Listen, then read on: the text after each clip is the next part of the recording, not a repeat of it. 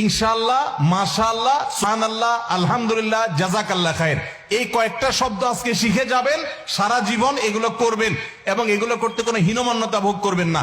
আমি এগুলো কোনটা কোথায় পড়বেন সেটা আপনাদেরকে বলে দিচ্ছি।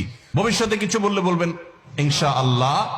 অতীতে কোনো ভালো কিছু করতে পেরেছেন সেটা বলতে গিয়ে বলবেন আলহামদুলিল্লাহ। আর কোনো ভালো কিছু দেখে অভিভূত হয়েছেন তাহলে বলবেন মাশাআল্লাহ।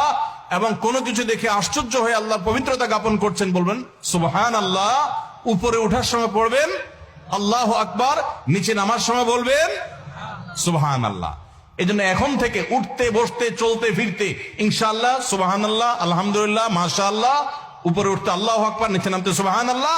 আর কেউ যদি কোনো উপকার করে, এটা হাদিসে আছে, নবী সাল্লাল্লাহু আলাইহি ওয়াসাল্লাম বলেছেন আপনাকে কেউ একটা উপকার করেছে, একটু কলম দিয়েছে, হাত দিয়ে লিখে আবার ফেরত দিলেন তার কলমটা দিয়ে লিখে, কোন একটা উপকার কেউ করেছে, তাহলে আপনি তার বিনিময় দিতে চাচ্ছেন কিন্তু এই মুহূর্তে হাতের কাছে কিছু নাই। সবচেয়ে উত্তম বিনিময় হয় যদি আপনি বলে দেন জাযাকাল্লাহু খায়রা। জাযাকাল্লাহু খায়রা মানে কি? তুমি আমার এই যে উপকারটা করলে, আমি তো তোমাকে কিছু করতে পারতেছি না, আল্লাহ তোমাকে আমার পক্ষ থেকে উত্তম বিনিময় দান করুক।